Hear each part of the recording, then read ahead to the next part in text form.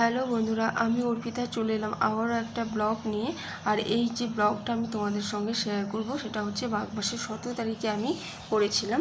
তো তোমরা জানো কিছু সমস্যার জন্য আমি এই ব্লগটা তোমাদের সঙ্গে শেয়ার করতে পারিনি। তো আজকে সেই ব্লগটা আমি তোমাদের সঙ্গে শেয়ার করব।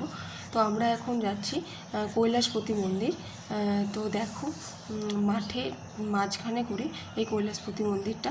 আগে যখন আমরা আসতাম তখন কিন্তু রাস্তা ছিল না, মানে মাঠের যে আল থাকতো ওই আলটা ধরে যেতাম, কিন্তু এখন এই রাস্তাটা করেছে। এখানে হাজার হাজার মানুষ এখানে ভোগ খেতে আসে। দেখেছো প্যান্ডেল করেছে খুব সুন্দর, মানে কি লাইটিং করেছে। হ্যাঁ, তো চলো ভিডিওটা আমি তোমাদের সঙ্গে শেয়ার করি। আর এই যে দেখো মানে বুড়ির চুল নিয়ে দাঁড়িয়ে আছে, এটা আমাদের গ্রামের। আমি বলছি তোমাকে আমি ক্যামেরার সামনে আনবো, তো বলছে হ্যাঁ নিয়ে এসো। তো চলো তোমাদের সঙ্গে ভিডিওটা শেয়ার করা যাক।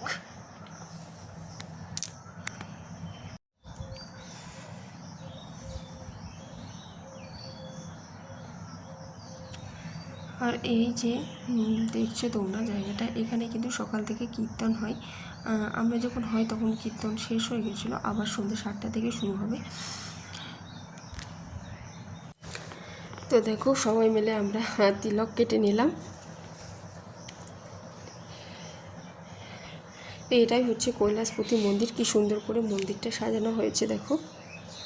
আর এই যে মানে মন্দিরে যারা বসে আছে তারা অনেক দূর থেকে আসে এই কৈলাসপতি মন্দিরের শিষ্য, মানে এই মন্দিরে তারা দীক্ষা নিয়েছে।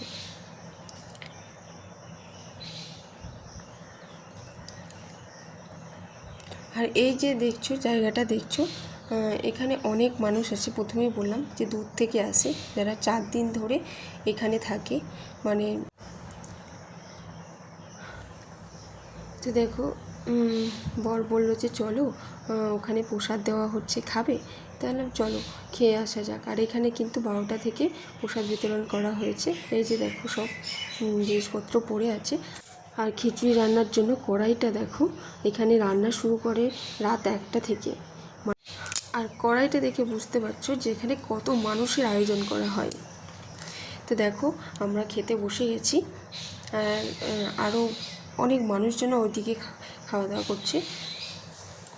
দেখো পাতা দিয়ে দিয়েছে।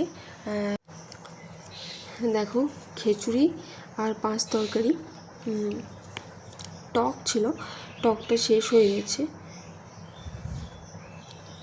বিকেলের সময়। তো মানে খিচুড়ি 5 তরকারি পায়েস মানে এইগুলোই বেঁচে ছিল, টকটা শেষ হয়ে গেছিলো। তাই যেটা ছিল সেটাই আর কি সবাইকে দেওয়া হচ্ছে। দেখো শেষ পাতে কিন্তু বুদিয়াও দিয়ে দিয়েছিল। মানে খিচুড়ি 5 তরকারি টক পায়েস আর বুদিয়া। আমরা কিন্তু টকটা পাইনি, টকটা শেষ হয়ে গেছিলো। তো আমাদের খাওয়া দাওয়া হয়ে গেছে। এবার আমরা পুরো মেলাটা ঘুরে দেখাবো তোমাদেরকে। তো চলো, কেউ কিন্তু স্কিপ করবে না, পুরো মেলাটা দেখতে থাকো। এখানকার জায়গাটা অনেক অনেক বড়। দেখো চারিদিকে কত, দেখো হাতা খুন্তি। আর এই যে সামনে যাচ্ছে আমার ছোটো মেয়েটা। আর দেখো, আর এখানে আছে দেখো বেনারসি মিঠা পাতা, মানে পান।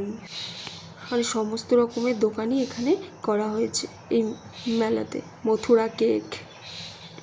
তো চলো তোমাদের সঙ্গে বেশি বক বক করবো না, তোমাদেরকে পুরো মেলাটা আমি ঘুরে দেখাই। কেউ কিন্তু স্কিপ করবে না, পুরো ভিডিওটা দেখতে থাকবে।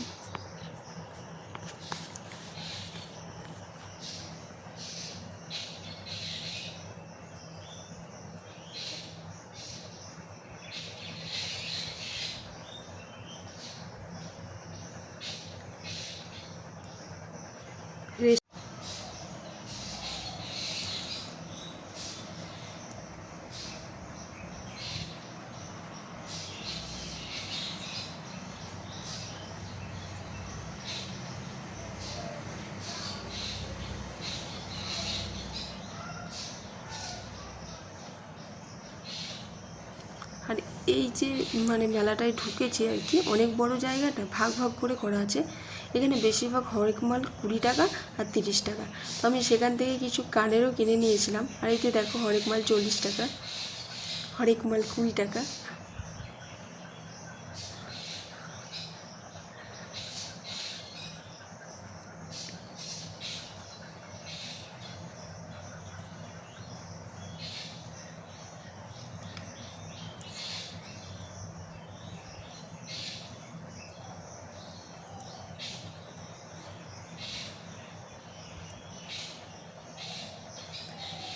বিকেলের দিকে ভিড়টা একটু কমই হয়, কারণ 12টার দিকে খুব ভিড় হয়। ওই সময় বললাম যে সবাই প্রসাদ খেতে আসে, তো খুব ভিড় হয়, মানে সকাল থেকে হয় আর 12টার দিকে বেশি হয়। আর এই সময়টা বিকেলের দিকে তো ভিড়টা কম ছিল, আবার হয়তো সন্ধ্যের দিকে হবে ভিড়টা।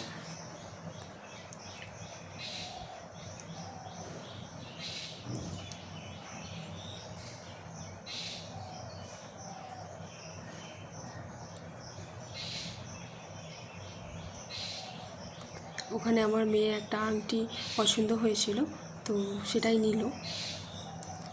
বড়টা নিয়েছে বলে ছোটোটাও নেবে, তো ওকেও একটা কিনে দেওয়া হলো।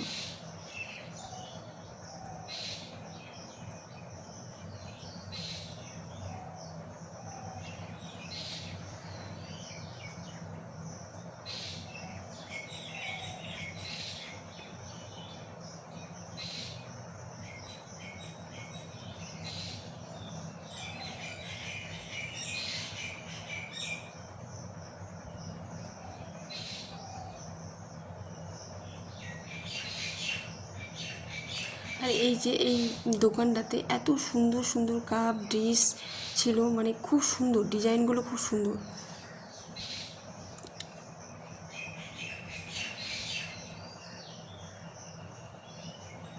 এই যে দেখো,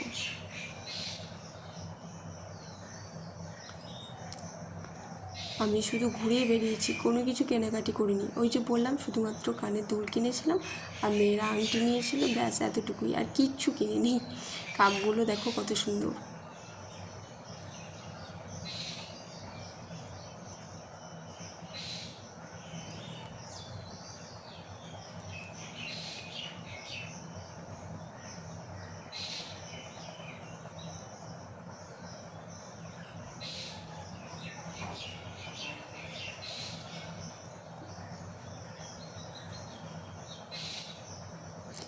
তারপরে আমরা চলে এসেছিলাম বেনারসি পানের দোকান।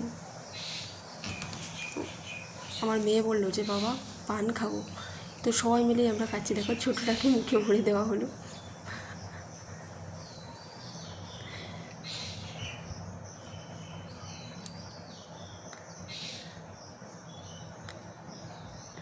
দেখো, আর সত্যি কথা বলতে এই বেনারসি পানের আমি সেরকম কোনো স্বাদ পাইনি।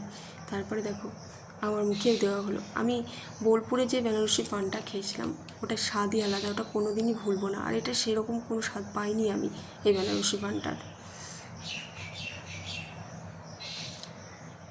তো ভিডিওটা কেমন লেগেছে অবশ্যই কিন্তু তোমরা কমেন্টে জানাবে। তো তারপরে দেখো বাদাম নিয়ে নেওয়া হলো বাড়ির জন্য। তার ভিডিওটা বড় করব না, এখানেই শেষ করছি।